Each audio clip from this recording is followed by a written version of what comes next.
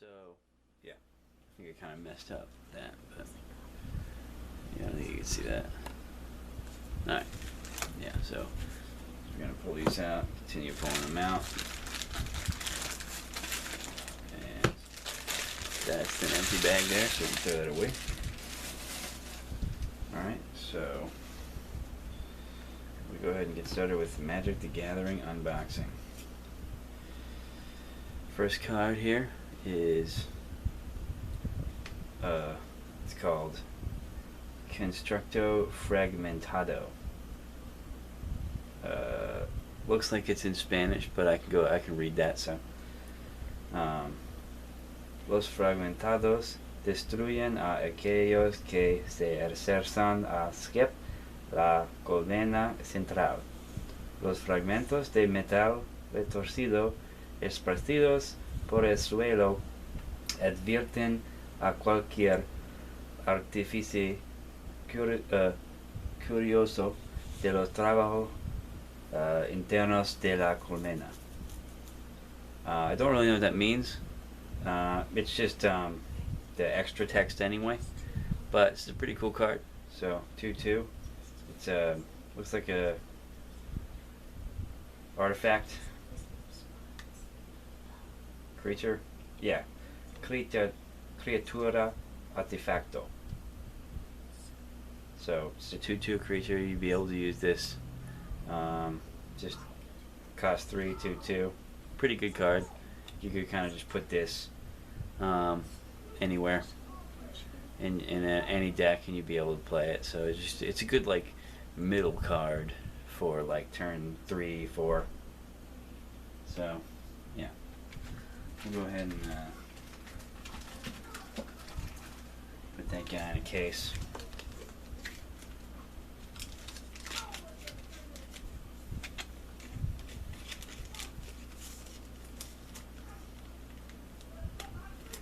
Okay.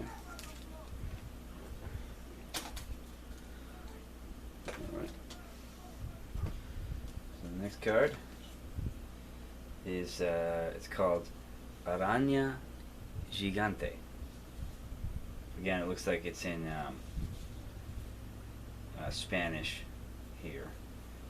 So I don't really know Spanish. I just can read it because I've seen a lot of words and I've heard a lot of people sort of speak the language, so I can kind of see how it works. But I don't really know what the function of this card is now. I do know the word araña, which is a spider, and I know gigante is giant, so I know it's a giant spider. Plus it looks pretty big on the picture here, so, I'm not surprised. But,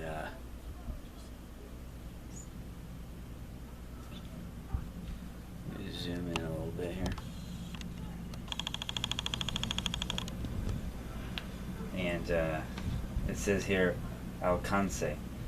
Esta criatura puede bloquear criaturas con la habilidad de volar. I don't know what that means, but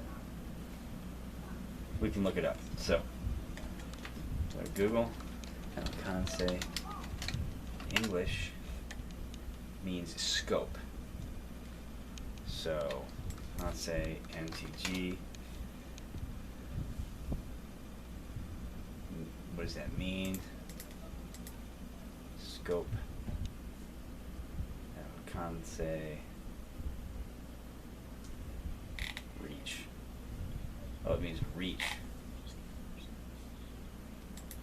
It means reach. Alright. So 2/4 creature. 3 cost in a forest. So that's pretty good. So the next card is gonna be a card called Pitchburn Devils. This creature is a devil. It says when Pitchburn Devil dies, it deals 3 damage to target creature or player. With the extra text here, it says the ingenuity of goblins, the depravity of demons, and the smarts of sheep. So it's going to be your pitch burn devils is a 4 plus a mountain mana cost and a 3/3 creature, but it's got a pretty good when it dies, it's got a pretty good afterburner kind of trick where it deals 3 damage directly to anyone creature or anyone player. So I'm going to put that in a pretty good case here. These are new cases, so kind of tight. Let's see if I can get my finger in here and kind of open it up. There we go. Slide it right in. Let's get in there. So you don't want to damage your cards, so. It's a pretty good one, like it's not super late game or anything like that, but it will help you out because it's going to be important to be able to deal damage, but like on the way out, it's pretty good. So the next card, we got another Pitchburn Devils. Good, that's a good thing. So now we got 2 of them. Better chance to pull that in a deck. Now we got a 3rd one. Pitchburn Devils. So we almost got enough to put in a whole have a full amount in the deck. There we go. Alright, so the next card is gonna be and a 4th Pitchburn Devils. This is great. Perfect. This is exactly what we wanted. So I was really hoping for that, so now we have enough to play. Like I can have a full deck of Pitchburn Devils. It's gonna be sweet. Alright, so the next card. Oh, another Pitchburn Devils. Gee, I didn't get like 500 Pitchburns, but this is a good card, so that's fine. Fine with me.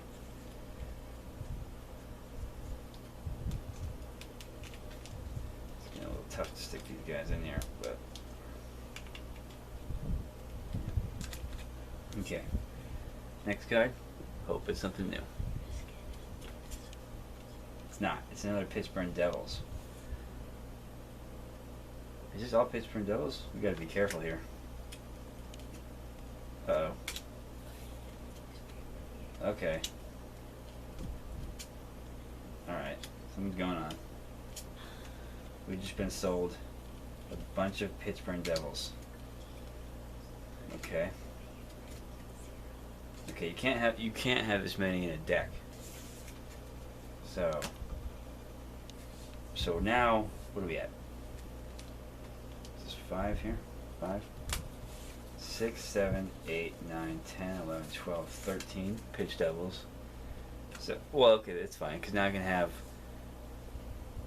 4 copies of the same deck with it. Yeah. So they keep coming. Yeah. This is so good. So we can just keep creating the same deck and kind of do different versions so that you can like keep testing different strategies with it. So this is actually a good thing. Okay, so we got okay. 13, 14, 15, 16, 17, 18, 19, 20, 21, 22. So that's pretty good. 22 Pitchburn Devils. You got some in a collector's case, and then just some extra ones that we can actually use to play with, so that if they get kind of messed up, it's fine. All right. So the next card here we got is the Marauding Maulhorn. It's a creature card. It says Marauding Maulhorn attacks each combat if able, unless you control a creature named Advocate of the Beast. And then the extra is, it's not just you, everyone makes angry. Ardenoth, Elvish Nature Advocate. It's a pretty good creature. It's 4 converted mana cost, and it's a 5/3, but it has to attack. Which I don't really see a problem with anyways, because attacking creatures is always good because you can always do damage. So we're gonna put that it right here in a solid safety case.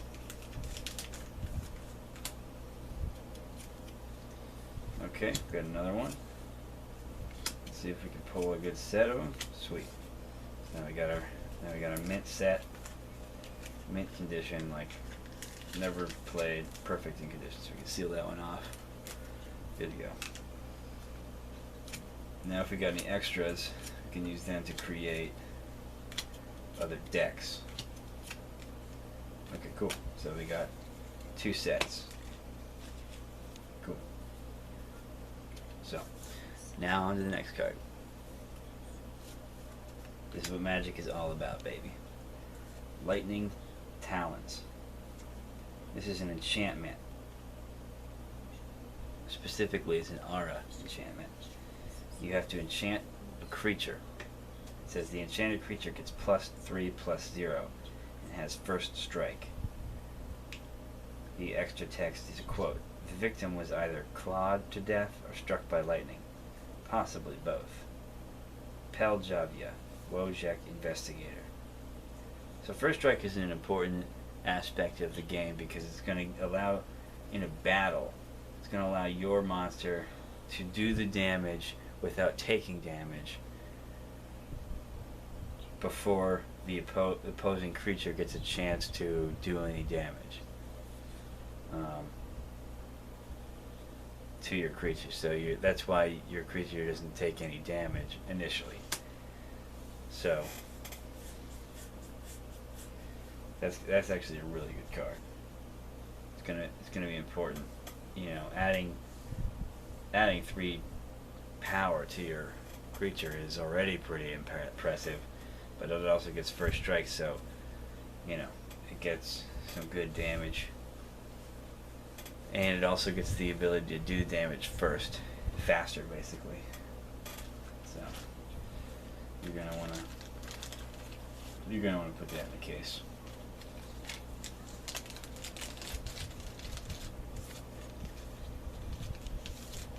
And we're gonna hope we get some more of those. And we do. So, perfect.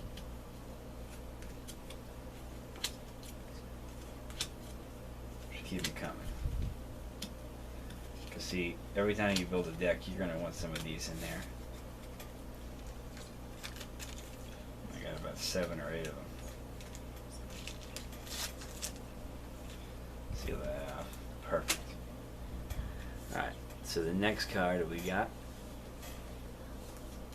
is a card called Seismic Stomp. Okay?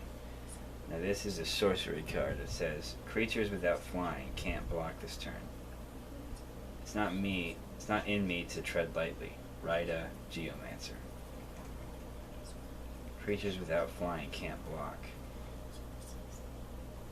So you pay 2 and you disallow any creatures who don't have flying. So this would be a good card to mix in with my flying or whatever, this would be a good deck. This would be what you'd want to do when you know your opponent doesn't have a deck with flying creatures in it. Pretty much otherwise it's useless. Like, you wouldn't want to use this against my awesome blue deck. You know, we're going to be building a red deck, it looks like, because we got some sick ass red cards coming in. And yeah, it's going to be important to be able to build into it some like really important things. Okay. So, yeah. Sorceries are a big part of this game, so you're definitely going to want to have them in your deck. And let's see if we got any more. Okay, cool. Cool. We got a set of them. Yeah. Big set of them.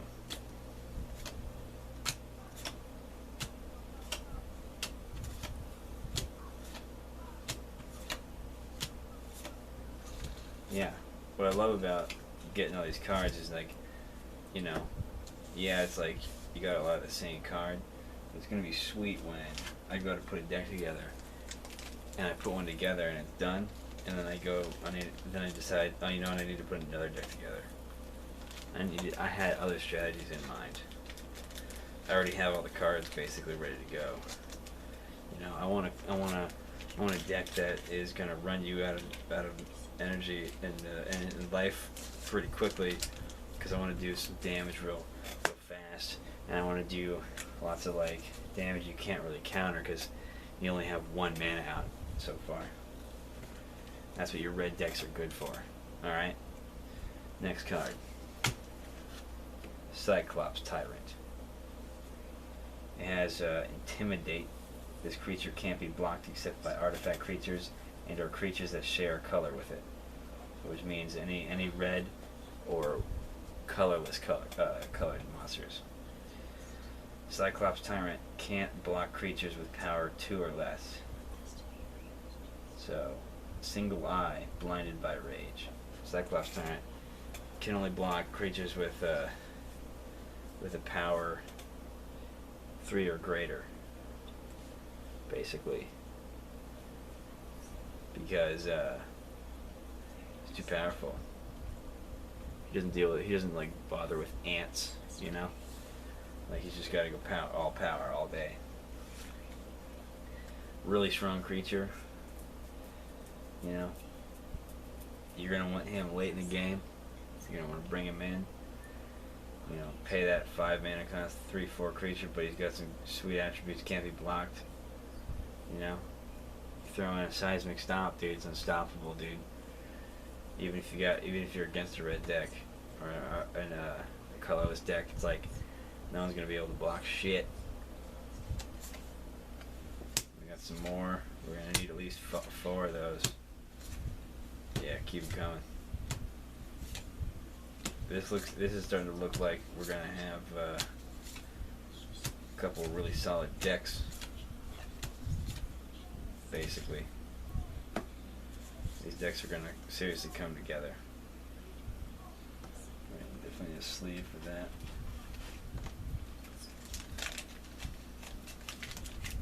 I mean, this is a good creature pretty much regardless, so you're gonna want to put them in a case. So one of these softer cases. Zip them up. Alright, next card. Goblin Shortcutter. Yeah, Goblin Shortcutter enters the battlefield. Target creature can't block this turn. Which is awesome. I'm not running away, I'm figuring out the best routes. Yeah, what you want, because it's a 2 converted mana cost 2/1. So I can choose, like if you put him out real quick, and then he goes, then you have like another like powerful creature you got out, or just even like a couple of creatures here and there, you can stop your opponent from being able to block during your attack phase, and everything's just perfect to that point. It's beautiful. It's what you want. This is the kind of thing you want in your deck, especially early on, especially for a fast red deck. Goblins are fast. And we got some more. I mean, this is why you gotta buy like a big lot at a time, because what you can do with it is you can just own a bunch of cards really fast, and you can really start building up decks like instantly. Okay. Like, I haven't made a deck since the blue deck, but before that I hadn't made a deck in like 5 years, you know, and then before that it was, you know, probably a few more years, maybe a decade before that too. So like, you know, there's some history in this game for me, and it's gonna be really fun coming back into it, collecting the cards, especially those really good ones, and putting together a really killer deck that's gonna be hard to beat. You know, like people aren't gonna be happy that I was able to get these like big card lots and put together really powerful decks that they're just not gonna be able to beat, and they're gonna be wondering like, why didn't they do this themselves, you know. Why didn't they see? Why didn't they see? You know, friend just showed me, like, all you gotta do is go online, and he gave me the link, and he was like, dude, go to this guy. This guy will hook you up with some cards. And he really came through. So, thank you to that, man. So our next card is called Wild Guess. It's another sorcery card. 2 mountains to play it. As an additional cost to cast Wild Guess, discard a card. And it says draw 2 cards. So you gotta pay the 2 mountains and a card. You discard 1 card from your hand, and then you draw 2 cards. And it says no guts, no glory. Because you're really rolling the dice with that one. You know what I mean? Let's see what we got. I got any more? 3 of these. This is like an okay card to me. You know, it's like, you know, if you're down to a couple of cards in your library, and you know something good's gonna come, right? Or like you need a couple more lands. It's like just go ahead and wild guess it. But other than that, you know, you should build your deck around having better luck than just needing to get the luck. Don't be stupid, right? There's no time for like wasting time. You know, just be smart about it. Alright. Make sure we didn't get some more. We did. Yeah. And this card's basically useless. Like, you know, when you're putting a deck together, this would be like the cons of the card. Like, there's no wonder it has like so many of these. Like, the guy I bought from, like, clearly just wanted to get rid of these. You know, like, common card. You know, everybody probably had them, and like they were all like, yeah, you know, I got all these cards, and I want to make sure like I never see it again. Just, you know, hand it to them and get rid of it and stuff. Like, it just makes so much sense. But I don't know. It's just one of those cards where it's like, why? Why did you use it? Why would you waste precious mana, waste precious space in the deck by making a card that, like, you know, give, like, it's a wild chance, you know? Like, it's a complete, like, guessing game as to, like, whether or not this thing is gonna come, the thing you need right now. So it's like, why don't you just put extra cards of what you need in? So like every card you need is like in there, and then you put cards in there that like you also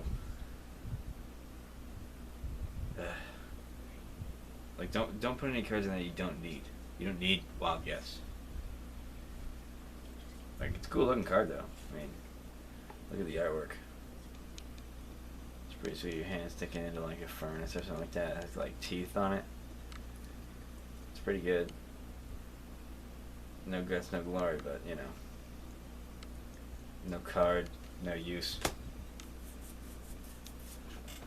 Okay. Let's see what our next card is here. Lava Axe. And I remember this card from when I was a kid, playing the 7th edition. This is here in Magic 14, so clearly, you know, every 7 years they kind of bring this back. And this is a good one. It's 5 converted mana cost, but it says Lava Axe deals 5 damage to target player. A strict upgrade over the Cinder Hatchet Lava Axe. Strict upgrade. Yeah, I bet. I mean, 5 damage to a player. If you can somehow cast this 4 times, because you have 4 in your hand, it's like every turn you just do damage directly to a player. You know, and they can't block it. They don't have their spells or whatever. It's like, you know, get a couple of hits on with a creature. You only need 3, right? And you only need 5 turns after all. So I can't stress how incredible this card is. just as I was suspecting, I was getting some more here. Something seems off by that. I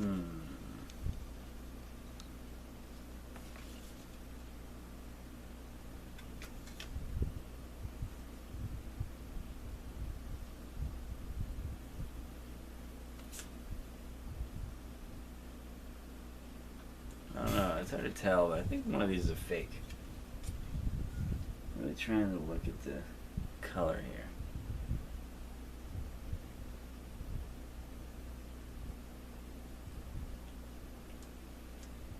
Ironically,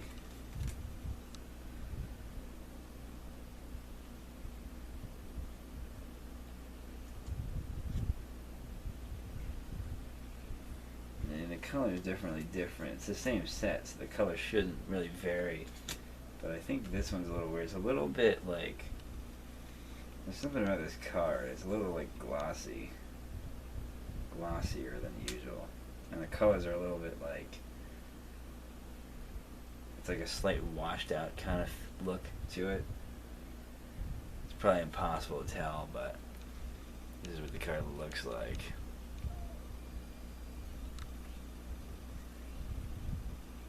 So we're gonna put this in on the side, so we can take a look at that. But let's see if we got any more of these guys.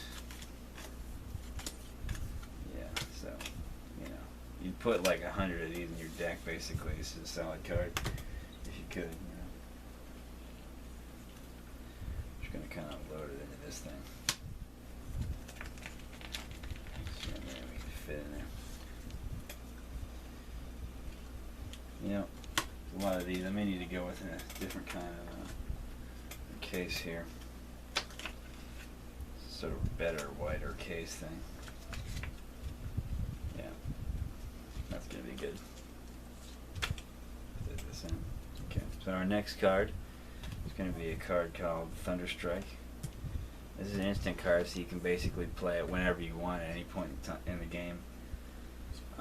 You can just, like, you start to get, like, whenever you have 2 mana basically to pay to play it, you can play the goddamn thing. So it's called Thunderstrike, and it says target creature gets +2/+0 and gains first strike until end of turn. Lightning reflexes, thunderous might. So that's a good card, because let's say you're in the middle of like an intense battle and you need like you only need to do 2 more like damage to the creature to kill it. Not only do you throw this on there and kill the creature, but you also don't take any damage because it's first strike. Unless the other creature has first strike, obviously. But yeah, that's gonna be a powerful card. And we got some extras here. So like, if you got like all 4 of these in your hand and you save up some mana, you got 8 mana to go.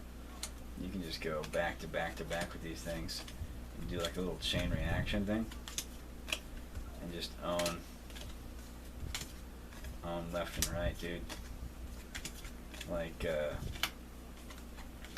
yeah, like these things like can stack. I mean, obviously I'm just joking there, but like you can just like stack these things left and right, just like own with them, and you don't really have to do much. So this is a pretty solid card. I'm gonna put it in a nice little bag there.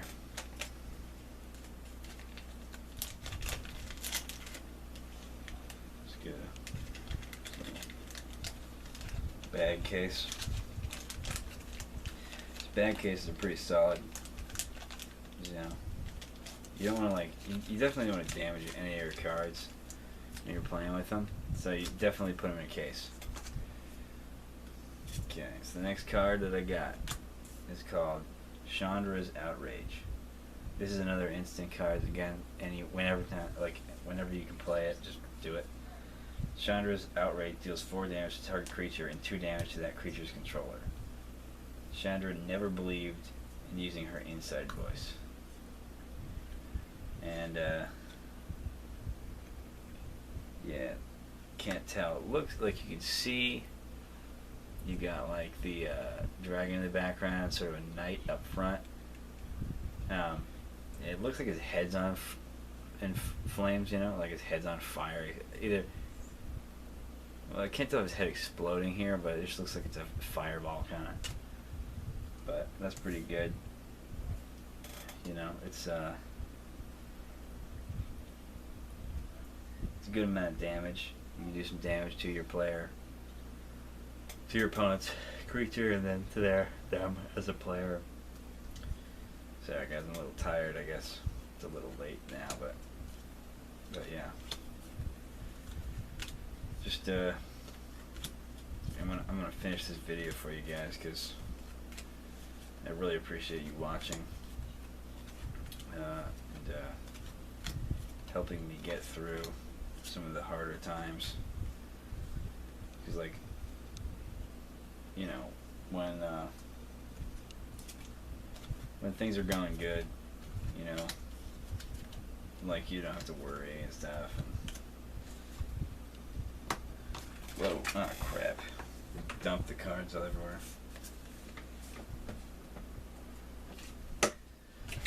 Wasn't that bad. Just kind of dropped some in my lap there. But, you know, as I was saying, like, you know, when things are going bad, I'm going to put this in a soft case here.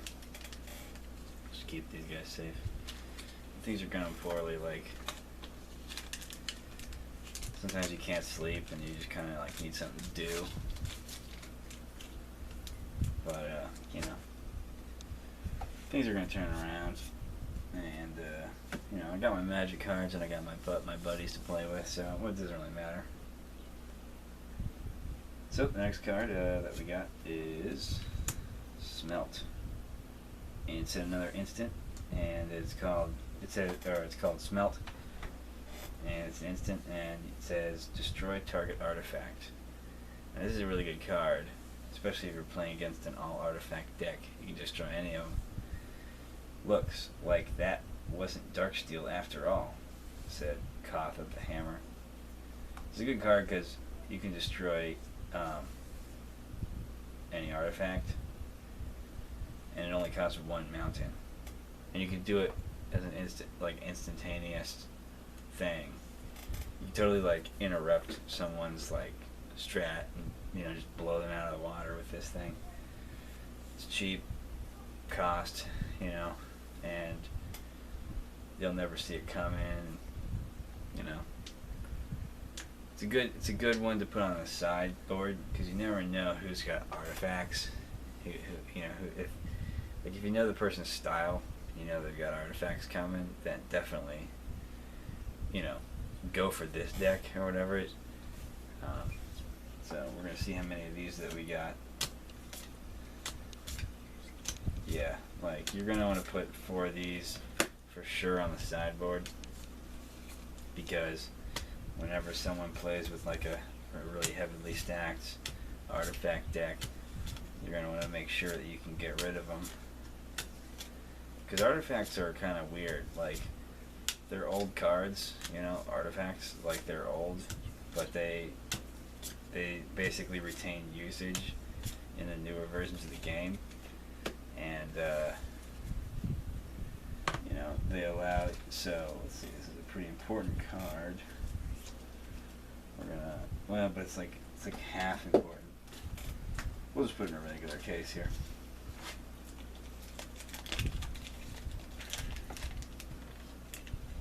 Regular soft case, yeah.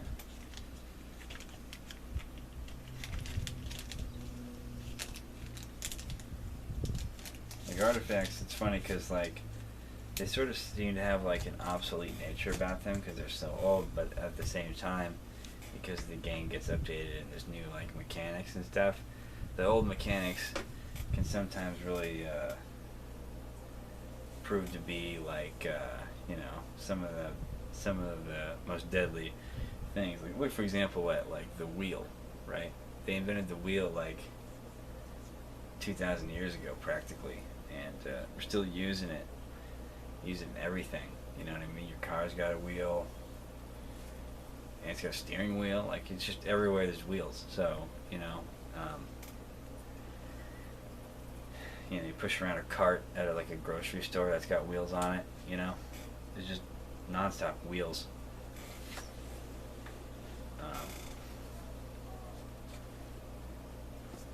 like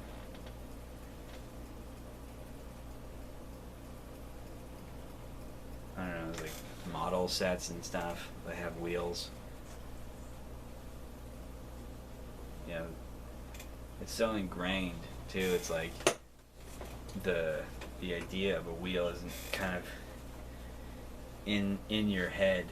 You know, like they say, the wheel. I can see the wheels turning, meaning like the gears and stuff, because gears are basically, well, they are wheels. So, you know, gears on a bicycle, which has two wheels on it, are all wheels. And yeah, like, just keep on rolling. So we're gonna keep on rolling to the next card, which is it's called Demolish. It says here, it's a sorcery, and it says destroy target artifact or land. This is why I hate settlements. They lull you into a false sense of security. Jan Basrel, or An Reef Survivalist.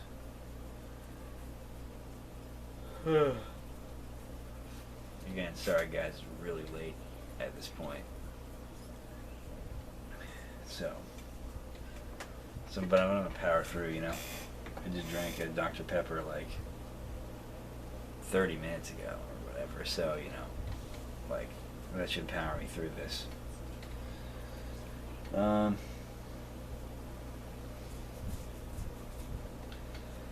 So yeah, again, this is similar to, like, I mean, this particular card can destroy a land as well as an artifact. But, you know, compare it to this card right here. Yeah, I get. Just compare it though. Okay, they're both red, fine. They both can destroy a target artifact. There's the similarities, and that's where they end. Because if you look at Smelt, and this is why I put it in a case, 1 mana cost, instantly, do it whenever. Destroy target artifact. Get rid of the obsolete, you know, the obsolete artifacts quickly. You know, you can do it anytime, and you can do it. You can, you know, get rid of the sort of old powers that be. Demolish, on the other hand, destroy target artifact or land. Okay, so you can destroy land, but 4 converted mana cost. And it's a sorcery, so you can only play it on your turn. So, you know, the only thing you get is that you can destroy a land. So it's kind of nice that you've got an option, too, between an artifact or land. Like if you're playing against your opponent and he doesn't even have lands, but he put out all these artifacts to start the game, it's like, okay, well, I can at the very least destroy your artifacts so you don't have those, too, because sometimes artifacts can come out with 0 mana. But yeah, that's the only time it would be like helpful. But with Smelt, you can just destroy those artifacts, and it's way cheaper. You can do it whenever the hell you want. So I don't really understand why they make cards like this. It's like when you put them back to back and side by side like this, it's like you don't even like. It's hard to understand how they even came out in the same set. I suppose the only good thing about this card coming out is that it's a different version of this card. Sure, it costs a little more. Sure, there's a little more restriction on when you can use it.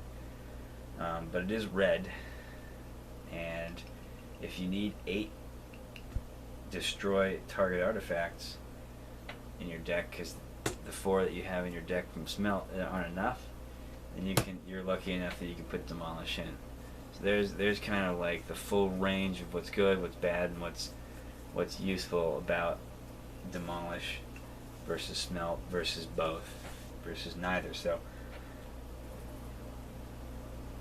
like you don't want it just by itself, because you could just use Smelt. So you add Smelt to your deck, you add Demolish to your deck if you need 8 8 destroy artifacts, or you add it if you needed to destroy lands. So there you go.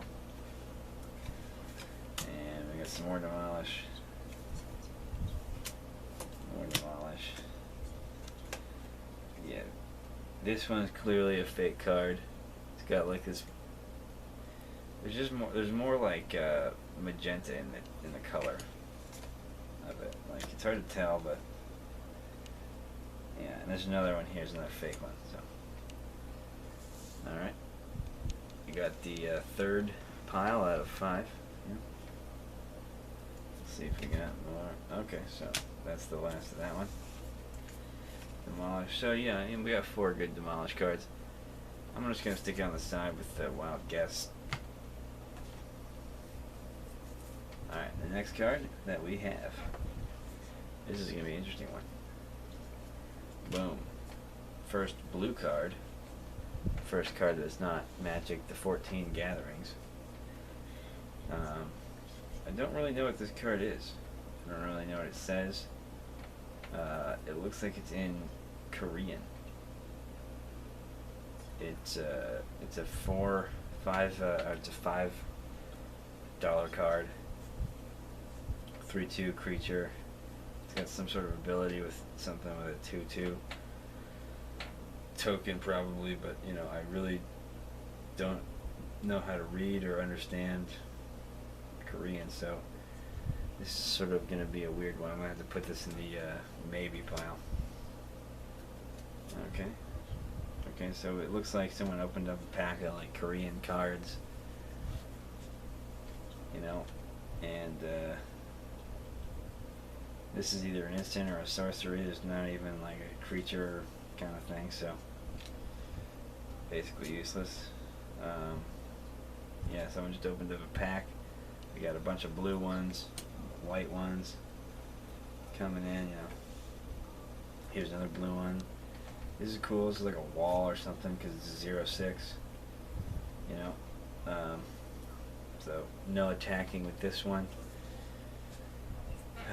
You know, we may be able to figure out what cards these are by doing a little bit of research online. So maybe I'll make a follow-up video to this part of the cards, and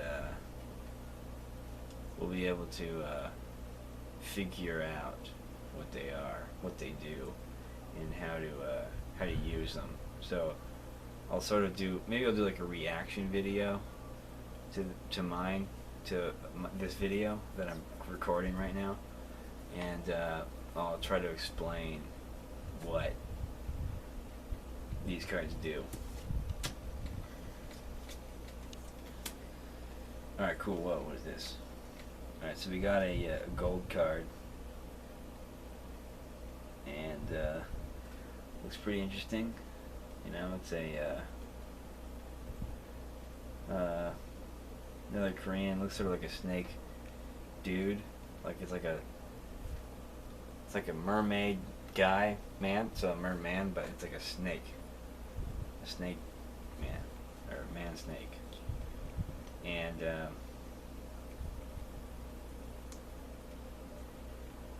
converted mana cost of 5, but you're gonna need a lot of different kind of lands to play this dude. So he needs to go in a very special deck, basically.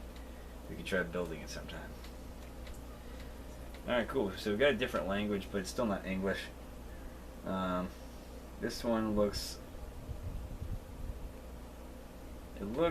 like Russian, but it could be a different language besides Russian. It's another wall, though. You know, it's a 0/5, and it's a picture of like a fortress with arrows coming in. So you're pretty much basically you know this is a wall. No one's gonna be able to get to it. So yeah, this is definitely Russian. Because you know, I mean, Russians have walls. That's what I know. That's basically what I know about Russia. Again, another Russian card, red one. This looks cool. This dude kind of looks a little Russian, like he's, you know, why don't I have my vodka, you know? But trying to throw a little joke in there. You know, kind of a little bring me up. Well, yeah. But yeah, I'd say sometimes you just feel a little bit like this. Total, utter despair. Surrounded by red. Just angry at everything and holding your head because you have a headache and you're shouting in Russian.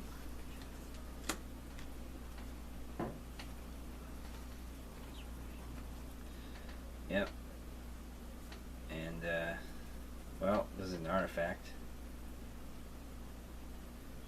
And I don't know what it does because it's in Russian, but it looks like a desolate sort of landscape, and that's pretty sometimes you feel like that's where you are at in life, metaphorically speaking. You aren't literally there.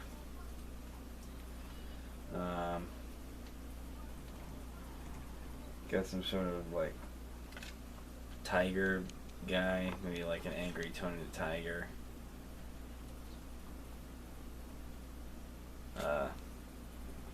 This is probably a sorcery of some sort, or maybe an enchantment, maybe. No one really knows.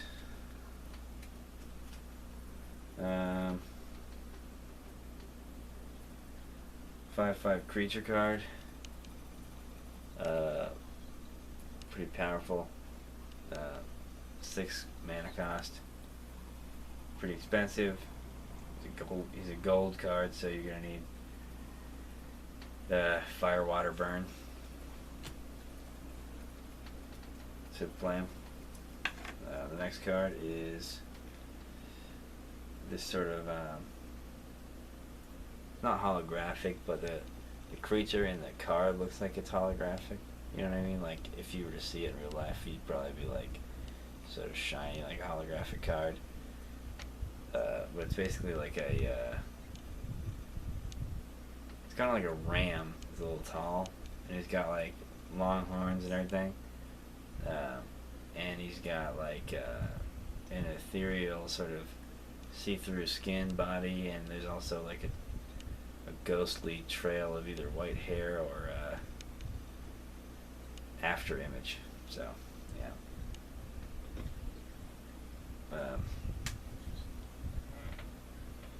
I don't know. It's a 2/3 creature, colorless, plains kind of color. So yeah, it's pretty good.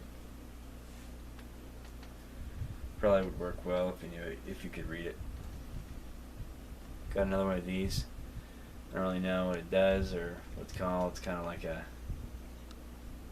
cool looking deer, male deer. Blue. It's a creature card 2/1. Good starting creature, starting level. Another one of these. Starting to build up like a deck that we can actually use now, which is cool.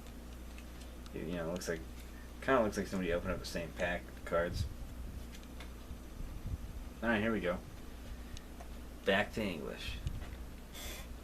So, the next card is it's called Alms, and it's an enchantment here. Pay 1, remove the top card of your graveyard from the game. Prevent 1 damage to any creature. Helping people is mostly a matter of teaching them to help themselves. That's a pretty good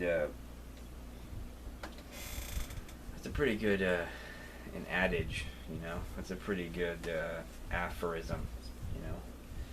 Sometimes people just they don't want to listen to you, and you get good advice for them and everything, and they don't really understand where you're coming from or what your perspective is, and they don't understand your experiences and how they can help you, you know.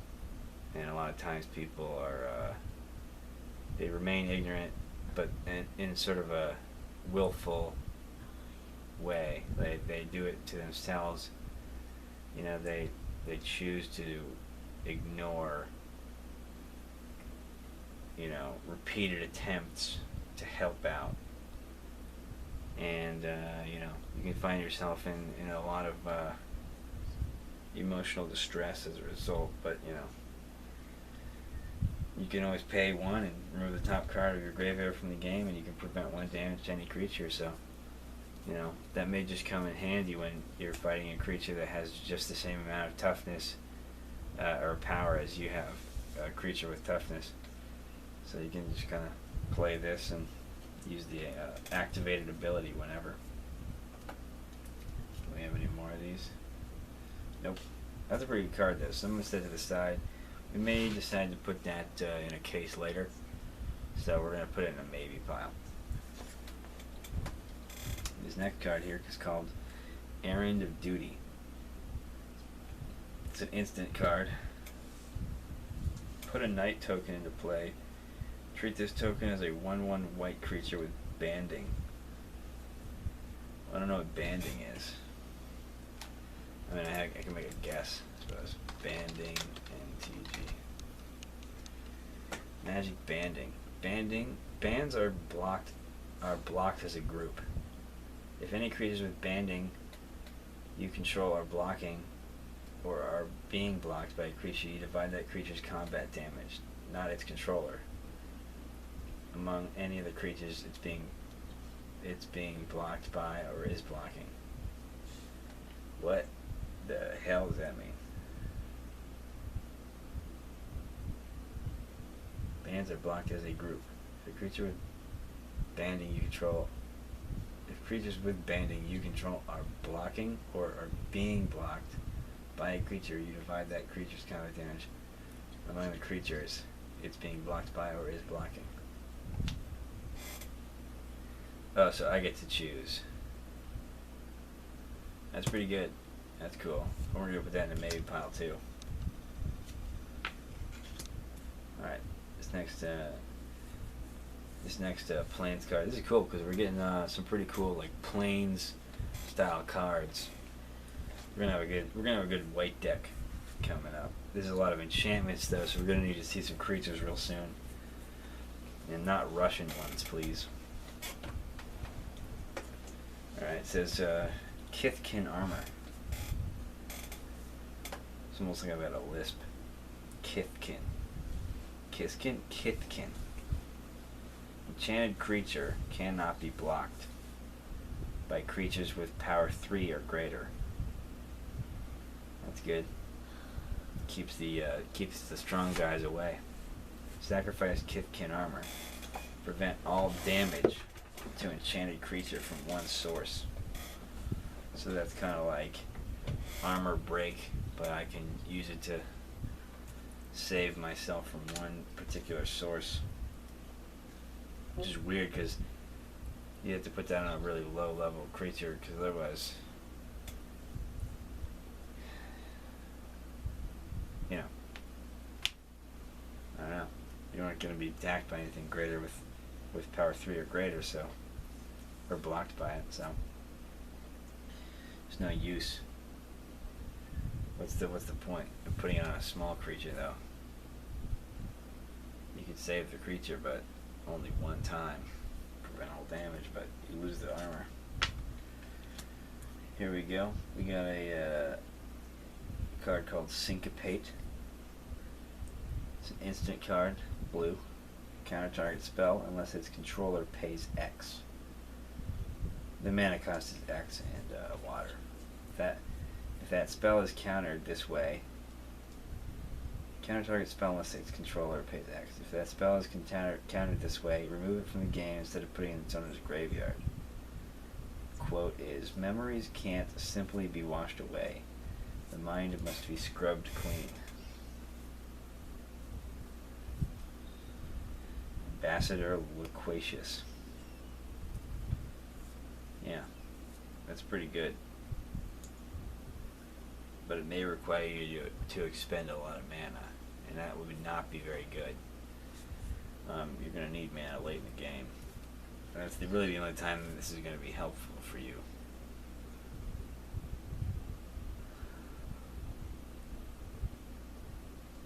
You're just going to have to hope that you've got like a really wasteful opponent and he's got no mana usage skills. definitely maybe in the sideboard. Alright, the next card is called Lava Burst. It's a little beat up card, but we'll see what's going on. The border looks a little off too, so I wonder what that's about. We'll see. But it's a sorcery card. It says Lava Burst deals X damage to target creature or player. Oh yeah, there's another one of those. You pay X and the amount in. Lava Burst deals X damage to target creature or player. Effects that prevent or redirect damage cannot be used to protect that creature. And this is going to be a good one. Imagine, like, you know, if you ever get to like, the 20th turn and you put out all your mana, you could just deal 20 damage directly. Overkill? This isn't a game of kick the oof. Kick the oof. Jaya Ballard, Task Mage. I don't know, man. I don't know what the hell he's talking about. Just stick to your tasks, Mage. I like this one though. It's probably gonna go in my red deck. Alright, the next card here. It's no idea what set this is from. It's an Orcish Farmer. Converted mana cost 3. It's an orc creature, right? You tap the creature. Target land is a swamp until its controller's next untapped phase. There is no natural disaster quite like Orcish farming.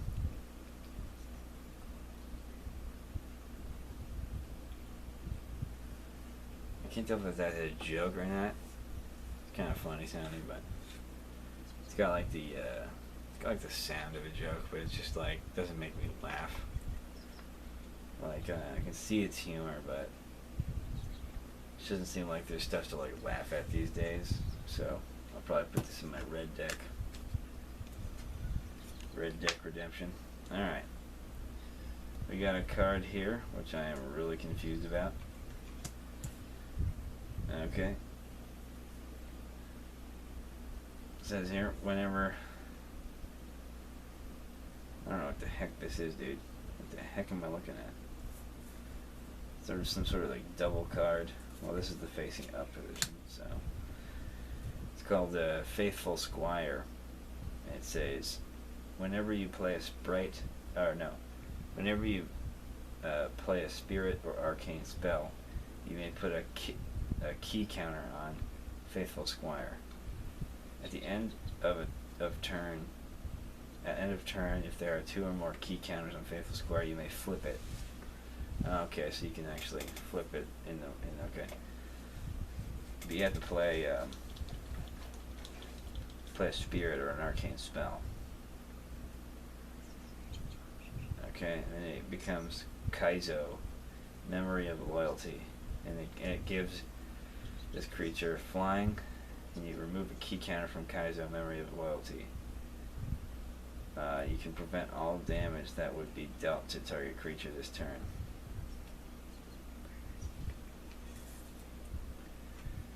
You may put a key counter on Faithful Squire. At end of turn, if there are 2 or more counters on Faithful Squire, you may flip it. This is a pretty cool card for my white deck, because I can actually start, like, you can turn your creature into a more powerful creature later. So I'm gonna see how that turns out. Alright, so our next card is a dual land card. It's called Simic Guildgate. Simic Guildgate enters the battlefield tapped. Tap to add forest or island to your mana pool. Yeah, it looks like you got some sort of portal here to a city. But, yeah. Interesting choice of artwork. Kind of got like a face on the doorway, but sort of makes it look like the legs are open here, you know, whatever. So we're just gonna We're gonna put this in. What I don't like about this card is that it enters the battlefield tapped. So tapping is, you turn it to the right. So it doesn't cost anything. You put it into play right from the start,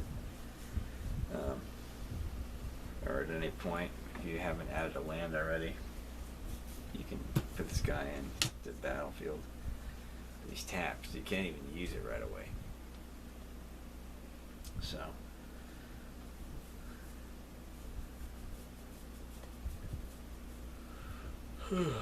Yeah. Sometimes it's like your bed is like 2 feet away, and you can't even take the journey to get there. The trek it would take to get from point A in your chair to point B in your bed is seemingly miles and miles and miles.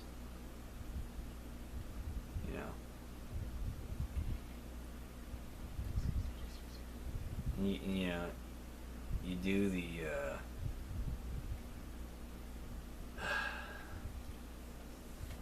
do the exercises, and you do the mental gymnastics, and you go convincingly one way mentally, and then you get pulled back convincingly the other way, and everything you do is useless. Everything you do is worthless. Everything you see and say and experience, it's just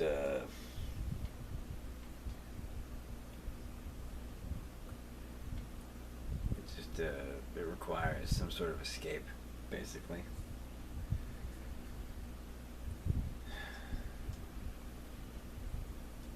Just like so often in life, you metaphorically speaking, you draw a card, and it's a Simic guild gate. It's like you're handed something that you need, but you have to still battle to get use from it.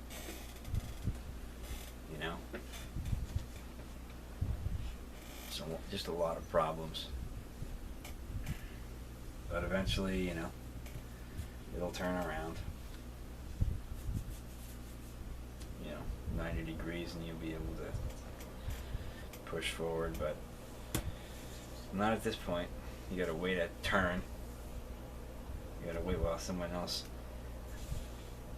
or other groups of people are making efforts against you. So I don't know if I want Simic Guildgate in my deck. I don't know who builds a blue-green deck. Alright, so the next card is Defiant Elf. And it's a 1/1 creature with trample.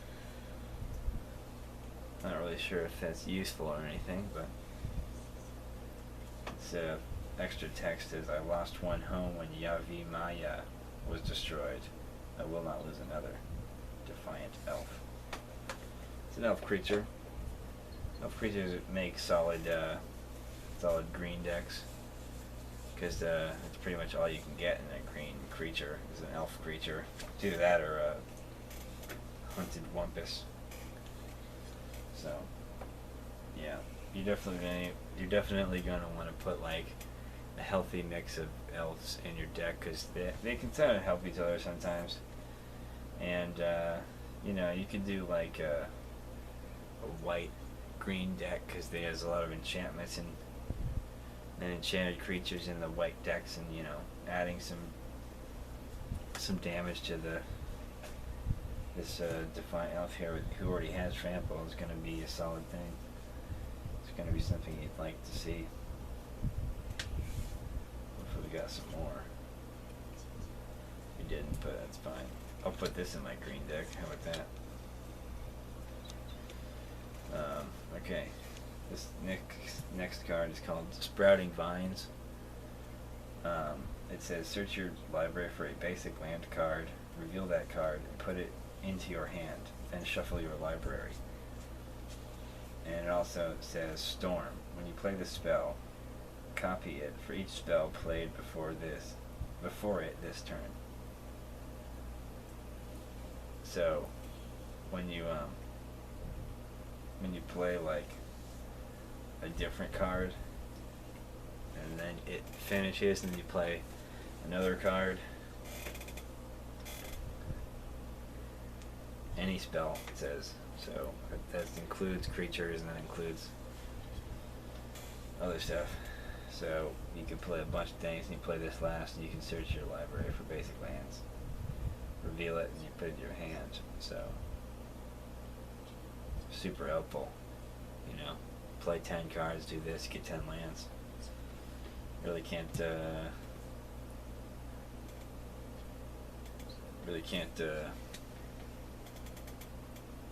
bat an eye or two at that, you know. Plus it's a cool looking card, man. It's got like this like weird supernatural look to it, you know. You see it and you're like, what the hell is that? But then you look closer and you're like, okay, I'm kind of in a forest that's sprouting up right before my eyes instead of sprouting up over a lifetime. And yeah, it kind of makes you think of like friends of yours that have like stuff you don't have. If you could call them friends, I guess. All right, cool. We have an 8th edition card here. It's Volcanic Hammer. Volcanic Hammer deals 3 damage to target creature or player. So that's going to be good for your fast decks. You know, do a lot of damage, do a lot of heat. It's kind of like Lava Axe. If you throw a lot of this, fire finds its form in the heat of the forge. So that makes a lot of sense. There's a lot of heat in a forge. So we're going to put that in our red deck. We got another one. Good.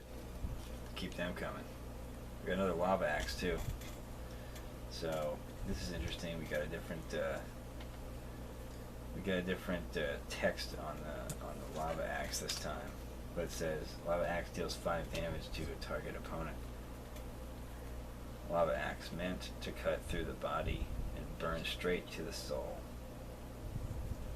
It's the same artwork though. So good job on that. They did it.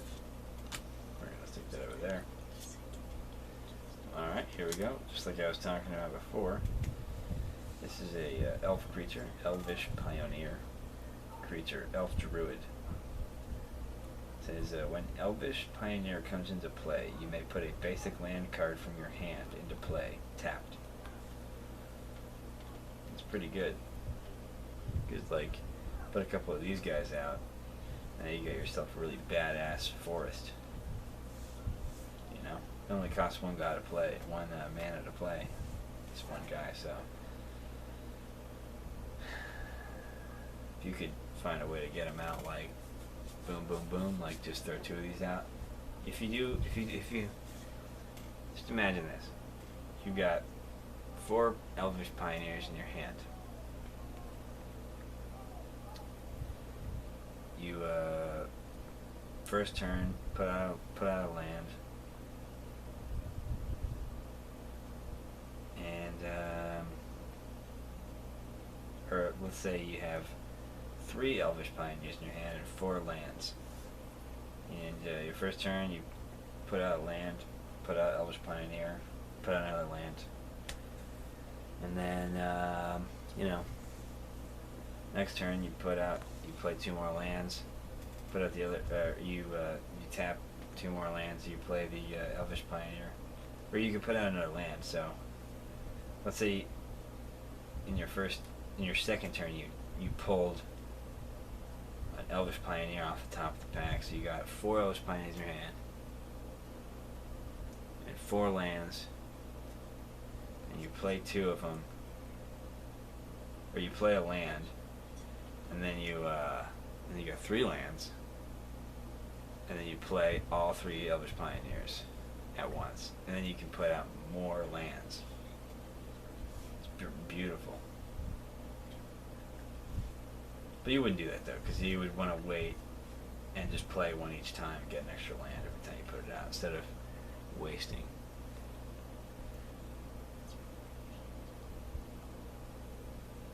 I don't know, so just get a bunch of land, put it out. This is definitely going on the deck. Because, yeah, you, especially like if you do Sprouting Vines, you get a bunch of like lands into your hand, and you're good to go. So that's a good combo we came up with. Alright, cool, we got another Lava Axe. This is the 8th edition. Lava Axe heals 5 damage to target player, and the extra text says catch. It's kind of funny.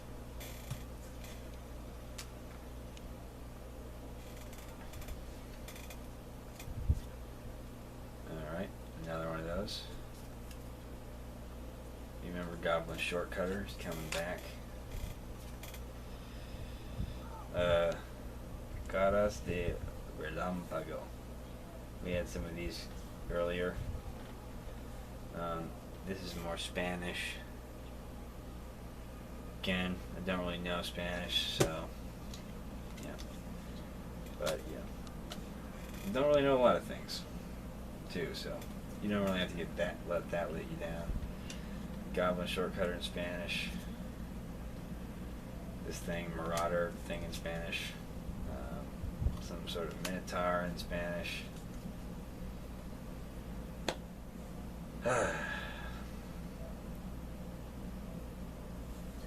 Minotauro del Desfiladero. Desfiladero. No, yeah. It's a little different language stuff, man. Some Seismic Stomp again. Wild Guess. Lightning Hammer band thing. More of that stuff. Incursor de la Academia. Demoler. Fundido. Golpe de Trueño. Vástago de Dragón. Acorta Caminos Tarasco. Fragmentado Esfumado. Gato de Fuego de Argata. Incorso de la Academia. Indignación de Chandra. Fundido. Fundido. Incorso de la Academia. Arcorcaminos Trasgo. Tirano Cíclope. Minotaur. Acto de Traición. Fragmentado, Golpeador. Pisotón Sísmico. Cartón de Fuego. Diablo Zarro a Fuego. Fragmentado, Esfumado. Choque. El choque hace 2 puntos de daño a la criatura o jugador objetivo. Instantáneo. This is some sort of a thing. Instantaneous. I mean, it would be interesting, I guess, it'd be to build like a Spanish deck. So now I have enough Spanish cards to sort of play. Do all the same things I can do with my regular red deck. Got a Hacha de Lava. Una stricta mejora a la Huachuela de la Ceniza. So, lots going on there. Okay, we got a cool, so there's some Spanish cards we can play with later. You know, that'll be a little bit of fun. Kind of like throw a little trickery in, you know. Those are legal cards because they're legal, legitimate cards. If you play in tournaments, you can use those cards just like any other cards. If you own the cards, you can play with the cards. So Doesn't matter what kind of cards they are, what language they're in. If you know how to use them, then there you go. Here we got a flipper card here. Budaka Pupil.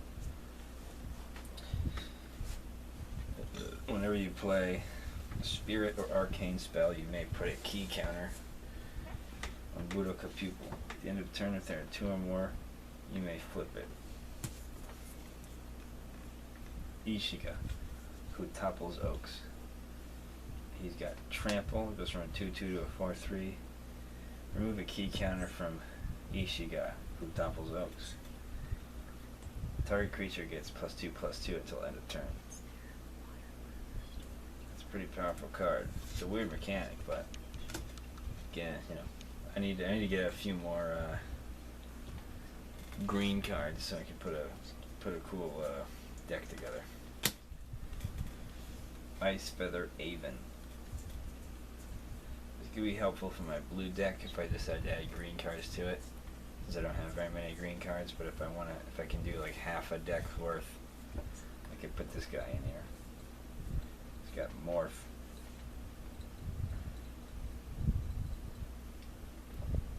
And when Ice Feather Avon is turned face up, you may. Oh, sorry. I didn't read Morph really all the way. Ice Feather Avon. It's a flying creature, and it's got Morph, which means you may cast this card face down as a 2/2 creature for 3, which is just pay 3 and any mana. And then it says turn it face up at any time for its Morph cost, which is converted mana cost of 3, but you have to pay also a forest and an island. When Ice Feather Avon is turned face up, you may return another target creature to its owner's hand, which would be pretty helpful. You could probably go with this Simic Gate, Guild Gate, because then you have anything you need there. We got another one of those. Are we going to pull 4? No, we didn't. We got 3 though. 3's pretty good. Can morph them. It's a 2/2 creature anyway, the Ice Feather Avon. Alright, so the next card here is a fire and fire water burn character. It says it's an instant Temur Charm. Temur Charm. It says here, instant, choose 1, target creature you control gets +1/+1 until end of turn. It fights target creature you don't control.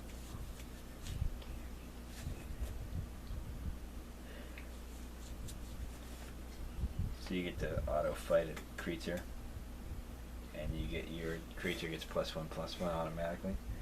Or you counter target spell unless its controller pays 3.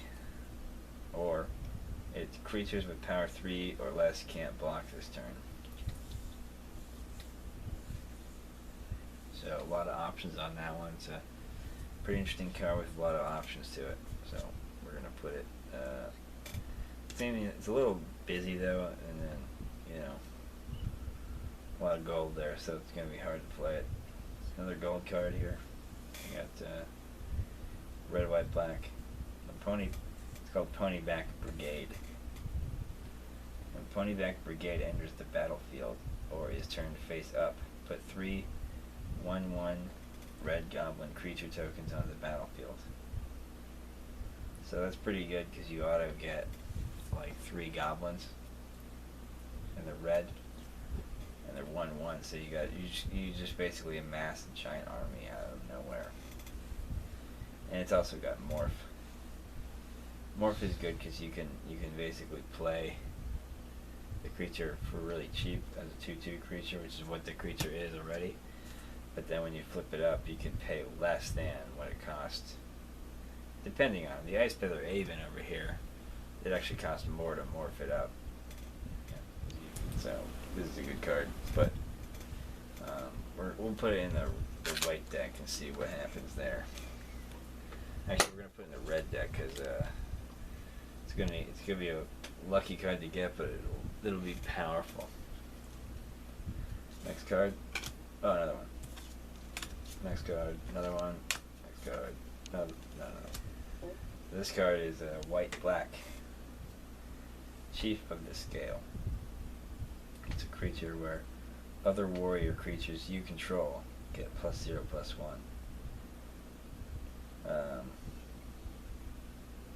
We are the shield unbroken. If we fall today, we will die well, and our trees will bear our names in honor. It's a 2/3 creature. It's pretty good. It's going to take some time to get him out, though. So I'm going to put him with the white deck because you never know. As Band Charm. A lot of gold cards, which means they can only work in decks where you've got different total manas, and each of the gold cards have they take at least 2 distinctly separate types of mana to pay them. And sometimes that can be hard to make compatible, like a person, for example, sometimes they're just not compatible with you, or you're not compatible with them, no matter how hard the both of you try, one way or the other. Like, you can't always have everything you want. You can't always like divide your love between or among many people. Sometimes it just needs to be one, right? Like, for example, this card, you have to choose one. It says exile target creature with power 3 or greater.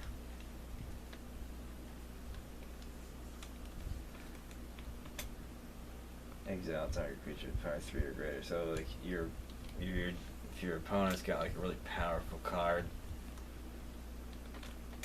and it's like really pissing you off, you can just exile it from the game. No chance of the creature anymore. Or you can choose, you draw 2 cards and lose 2 life. Gain a little bit, lose a little bit. The usual. 2 steps forward, 2 steps back kind of deal. Or, finally, you can distribute 2 +1/+1 counters among 1 or 2 target creatures. That's pretty good.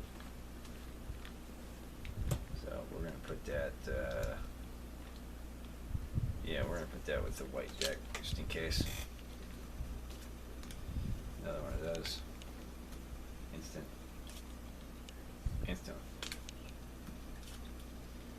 Alright. It's weird that we're getting 3 of each of those. So the next card is it's called Sultai Soothsayer.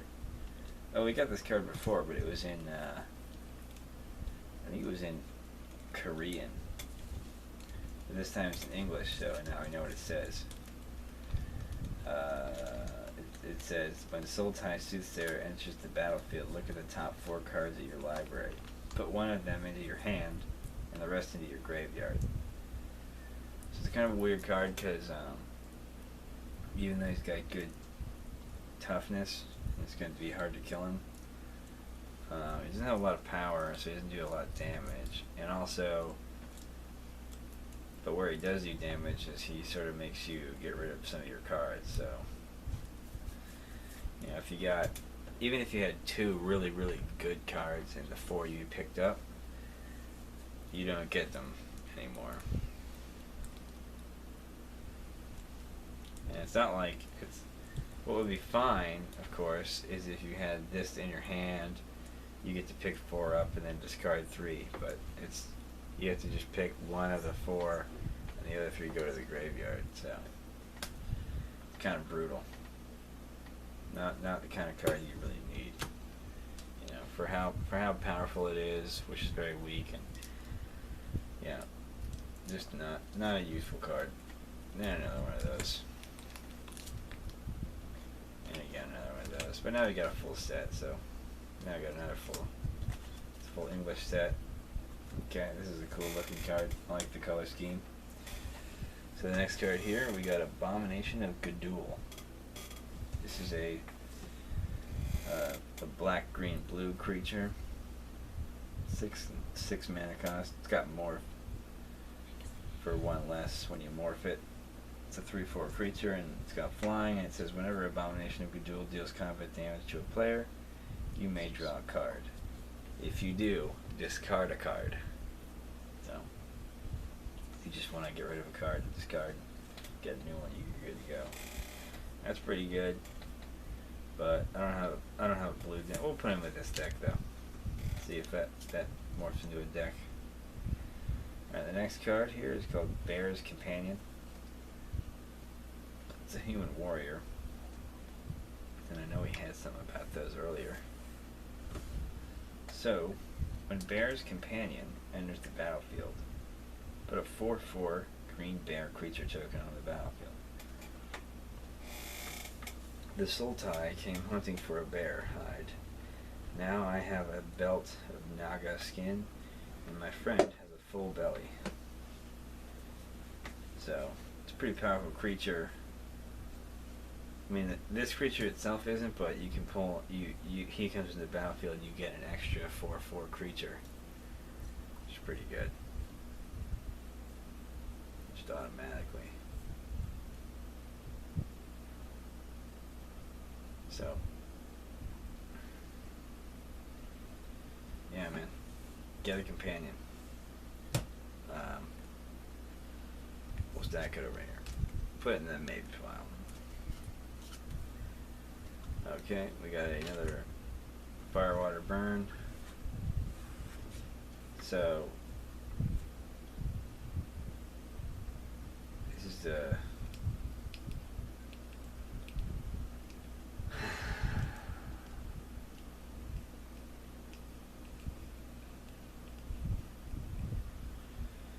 just zoning out, kind of, you know.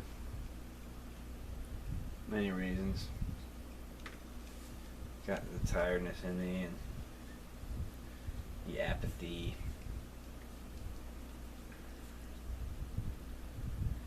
So we may have to continue this later. I might just fall asleep in my chair now. But we'll see how much longer we can go. Snowhorn Rider. Trample. Morph. Sure-footed, strong-willed, and ill-tempered. And so is the Ram. 5/5.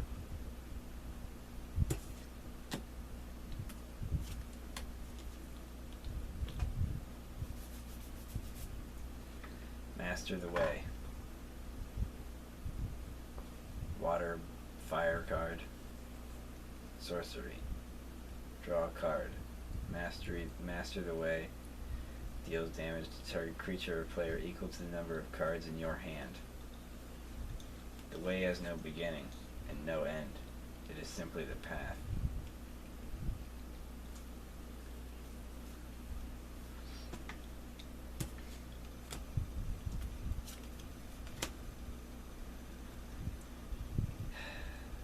High Spider Mantis. Flying, trample creature. Its wings produce a high-pitched, barely audible whirring sound in flight. Only just kind masters are quiet enough to hear one coming.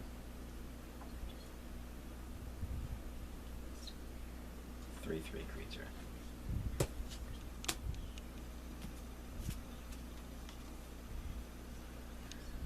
Jeskai Charm.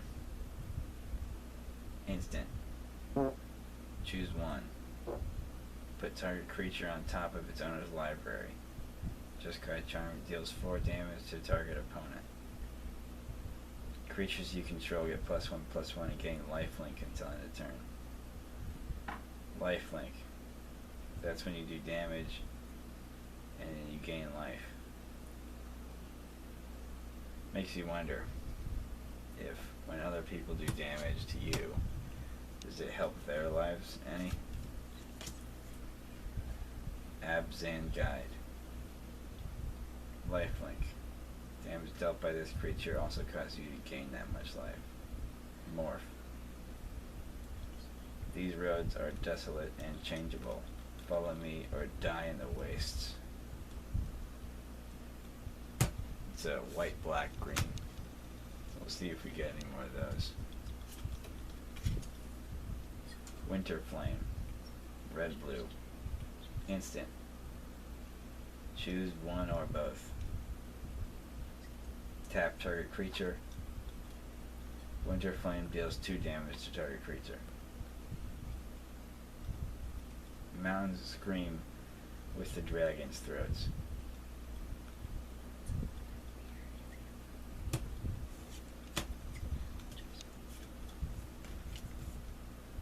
Abzan Guide. It's good. Getting a couple of those. Alright. Back to the Spanish cards. Crecimiento Gigante. Something about creature gets +3/+3 until end of turn. It's probably pretty good. Only costs 1. Definitely use it. Use both of them. We got Reclusa Mortal. It's Toque Mortal. I don't know what that means. Could be useful though. At this point I'll take anything. Just keep them coming. Fragmentado.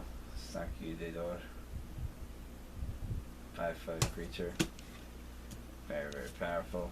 Definitely want that in your cards. Natural, these are. Natural, these are. Destroy an artifact or enchantment of your opponent.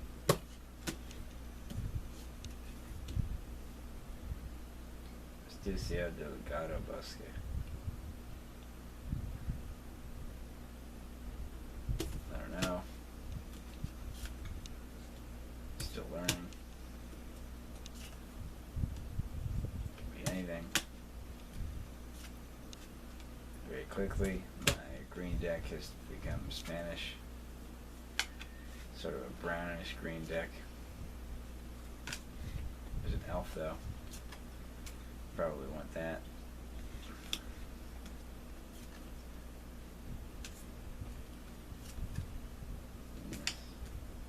Some sort of boar.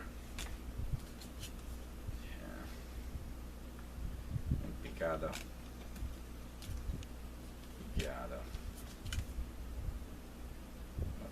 Some sort of lizard thing.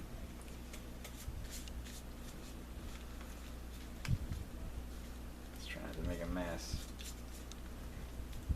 Don't want anything out of order. We don't want to make a mess. You want to get yelled at. Thing. Green thing. It's the same green thing. Over and over. Just keep getting the same green things. Should be fine. We're just gonna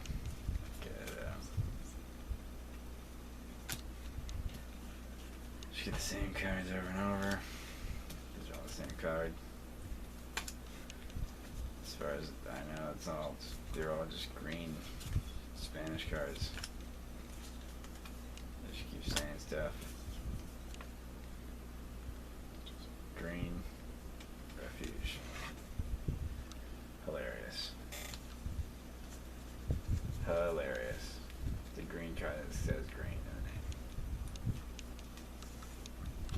Alright, go to the next stack of cards. Abzan Banner.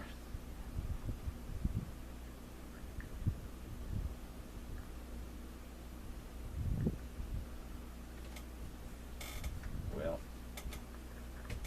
we're going to keep that there.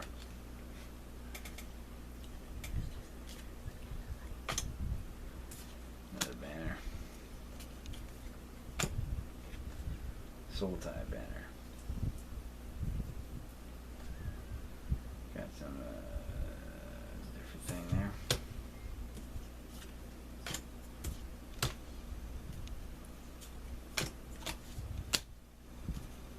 More of the same. A lot more apparently. Boom, boom, boom. Mardu banner.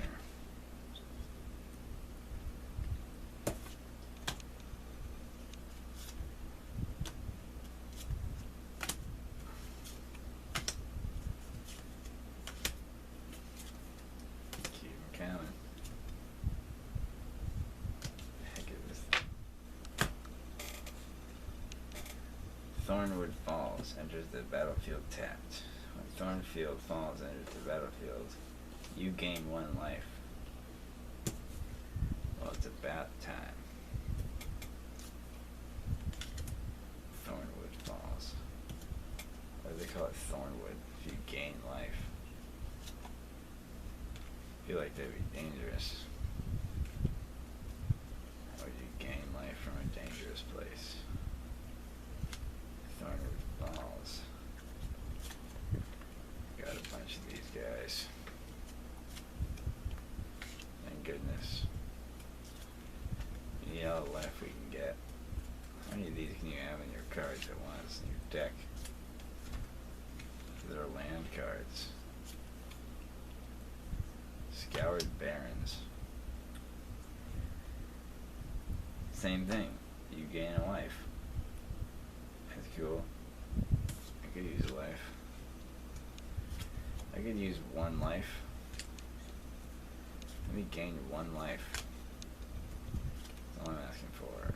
Is that so much to ask for? Is 1 life? A single life. I would like 1 life, please. Excuse me, God. 1 life. Por favor. Perhaps, maybe you can spare 1. Tranquil Cove. Same thing, man. Bunch of lives. It's all life.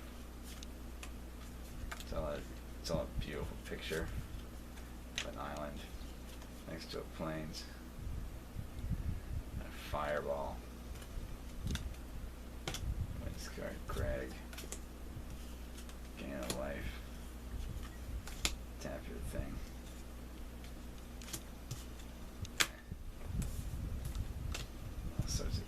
All sorts of color combinations here. You can build any sort of deck you want now. It's all useful. You can gain life doing it. Sure, you can't use the thing right away. That's okay. You earned that life.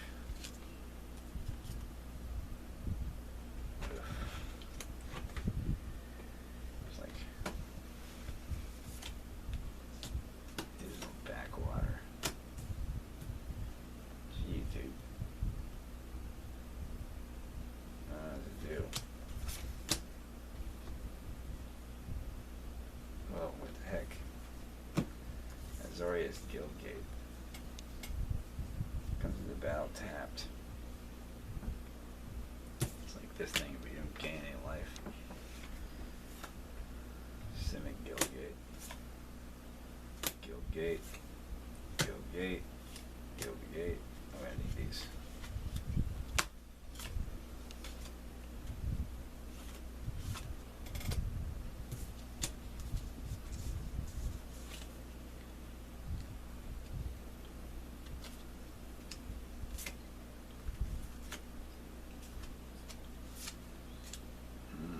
Positive lands.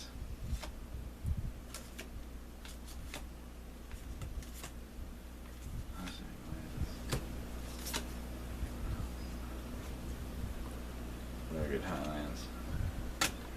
Do they just do like every combination possible? What the heck is this? They just did it all. Yeah. Why? I guess you could just do like a full deck. Wow, okay. Finally something different. instead of a bunch of life-gaining lands. Elvish Aberration.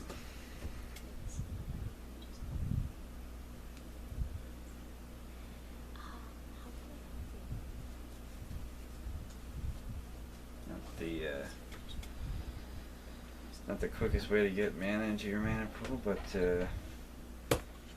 that'll do in a pinch. Treetop Scout. Can't be blocked except by creatures with flying. Solid deck. Start throwing a billion creatures at once. Crows and Drover. Creatures you play with converted mana cost 6 or more, cost 2 less to play. Pretty smart. That guy going for you. Elvish Aberration again. Llanowar Elfleet.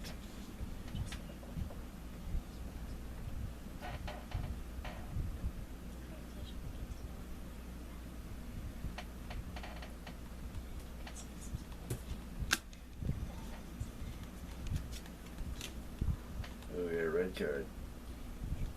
He's a 4/3/3 baby. Sizzler. 3 damage to each opponent. This is what you want, dude. You want all these out of nowhere fucking attacks. That's the thing, man, is people get red hot, you know? Sometimes you want to just build, like these elves. Then a nice Scorching Missile comes out of nowhere and does 4 damage to target player.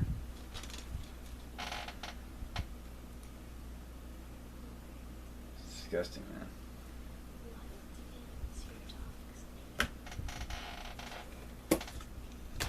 It's like, I think one of the things that's crazy about Magic is like how realistic it is. Like, you look at it and you just see like perfect metaphors for how people are acting, you know. You see, you notice like people get red hot.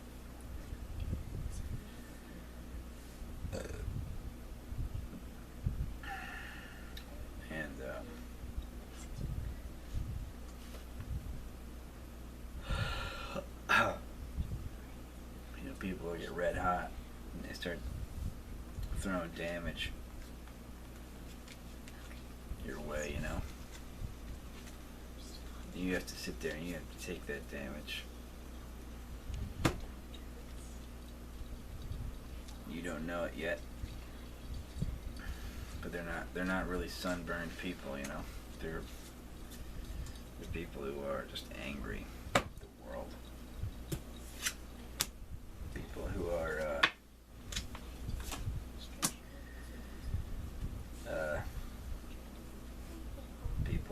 just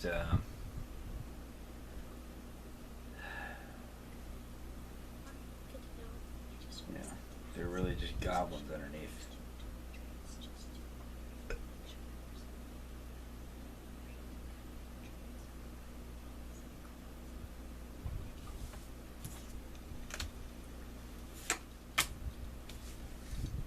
Oh, Zephr's black card. Fatal Blow. Instant. Bury target creature that was damaged this turn. Bury. What is crueler? To let a wound of the heart fester, or to simply cut it out?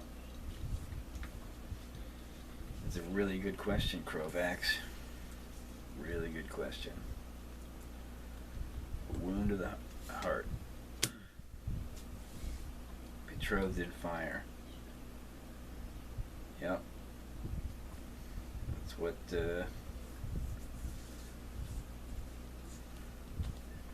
it feels like sometimes when you're say you want a lasting relationship with someone, their whole MO is to burn it to the ground.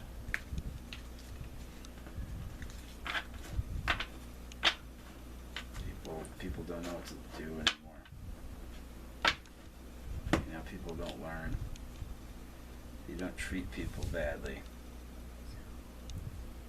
That you're not really opponents. Deals 1 damage to a target creature or player. Draw a card. All this time I thought Squee was useless. Who knew he'd be such a good shot? Yup. Shot in the head. Bestial Fury. The heck, this card looks fake as shit, dude. Might be real, but whatever, it looks fucking fake. I'm not gonna go read it and put it in the fake pile, dude. Scorching Lava. 2 damage target creature or player. Perfect. Scavenged weaponry. Draw a card. Enchanted creature gets +1/+1.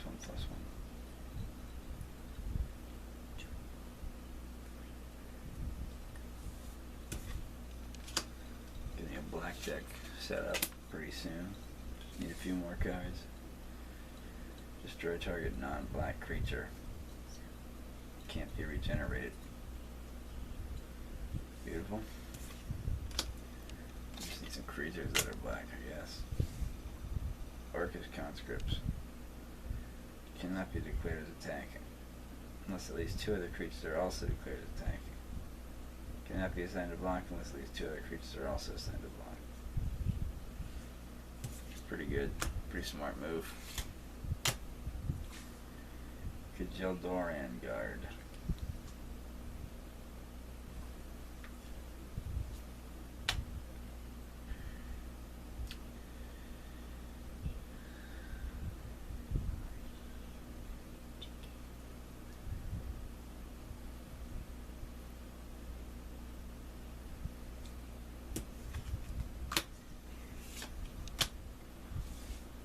Filja.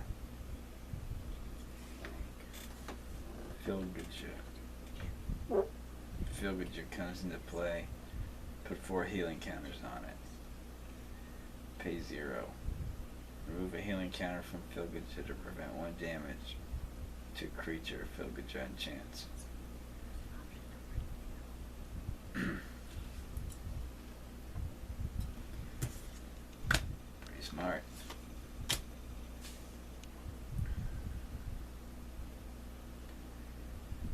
Target creature cannot be blocked except by artifact creatures or black creatures. Intimidate.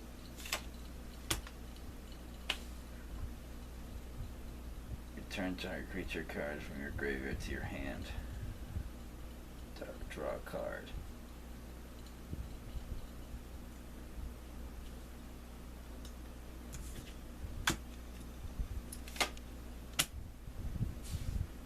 Cool. Got some more Korea. Yeah. We'll learn what it is. Korean. Russian.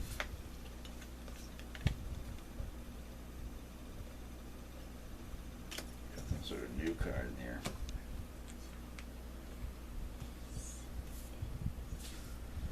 It says here,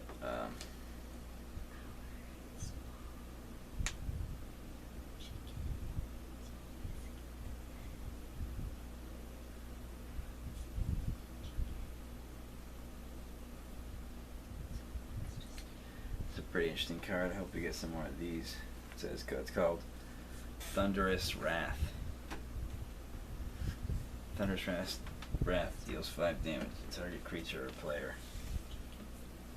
Then there's a miracle cost of just 1 mana instead of 6. It says you may cast this card for its miracle cost when you draw it if it's the first card you drew this turn.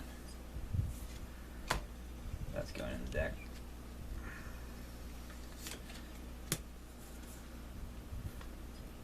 trickery. Deals 1 damage to target creature you don't control. And then overload cost. You may cast this spell for its overload cost. If you do, change its text by replacing all instances of target with each. That's an incredible card. Got a bunch of them coming in. And a bunch of cards going out.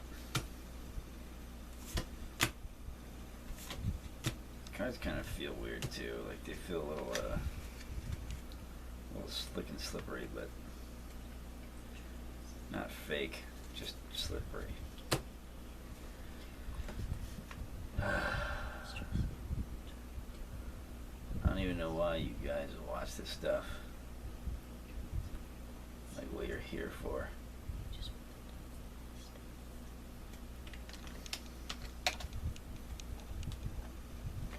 You know, like what are you looking at this for? You know, like what's interesting?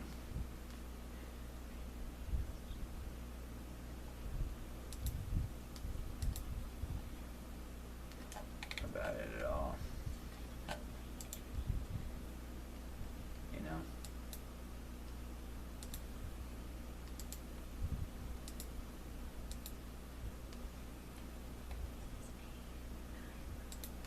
Like,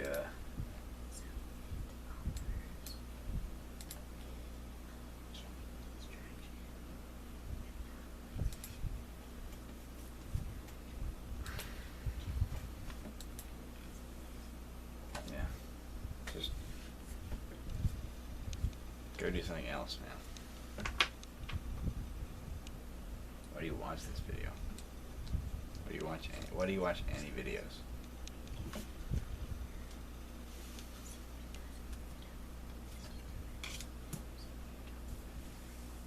Incremental growth.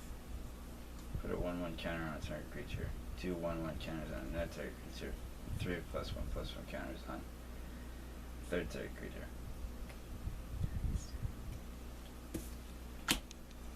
Fine with that. Red white or blue white.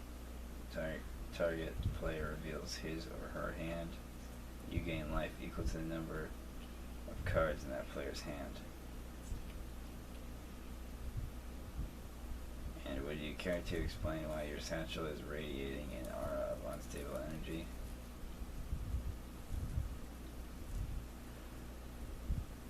Probably not.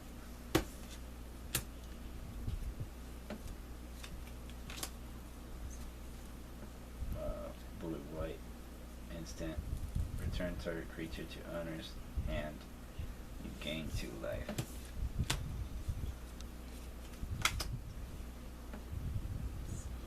Blue-white. Flash. You may cast this spell at any time. You could cast an instant. Vigilance. Which means you don't have to tap it when it attacks. Why would you tap anything anyway? Goblin Electromancer. Instant sorcerer spells you cast cost 1 less to cast. It's a pretty good card. Would be good in this deck. The red deck. A couple of those guys in there. Chemist's Trick. Target creature you don't control gets -2/-2 until end of turn and attacks this turn if able. Overload. 3 and then 2. Chemist's Trick. There's a bunch of those right now. Gonna run out of space in the deck. Nivik Skilled Mage. Blue-red. First ability is blue-red 1. Draw a card, then discard a card. Second ability is 2 blue-red.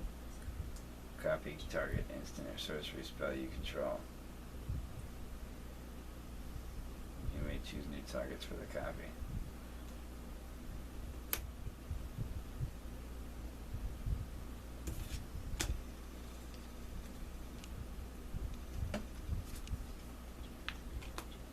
Even coming. Blue red. Counter target creature spell. Yeah.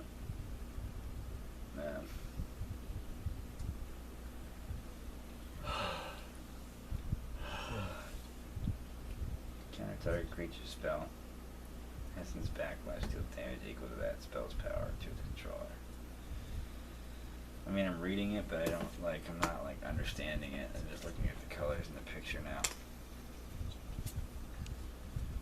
Like, I basically have got nothing on my mind. This is a blue-white card. Flying. 2/2.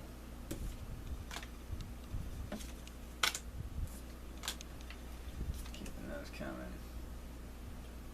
We'll put these in cases later. Just want to get through it all. These. Hopefully I just have 100 of the same card. I don't, but whatever. A lot more mixed colored cards. Snowhorn Rider. This dude bought all of the Snowhorn Riders in the whole city, and he's just giving them to me. I think this is a fake card, maybe. Maybe.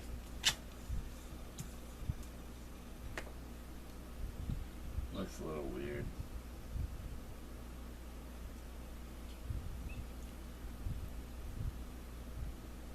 I'm off about it. Oh, it's pretty close.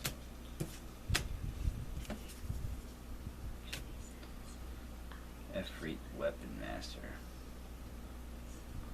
Looking like a goofball.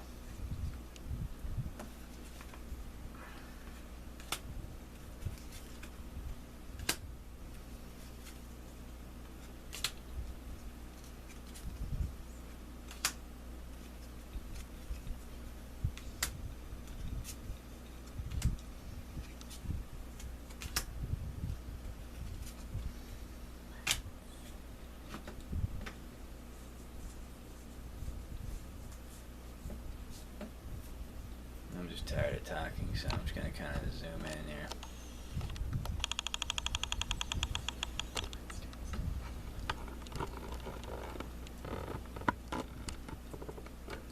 Alright, so you can kind of read the cards. Just kind of do them like that.